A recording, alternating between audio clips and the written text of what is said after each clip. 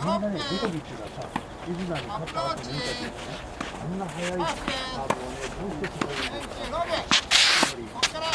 やってるからだ。これイズナーなんだよ。何回もやってるんだよ。それで他の人たちもやってて、相手とやってるから、そうそうそう、みんな大体癖が分かって、そうね、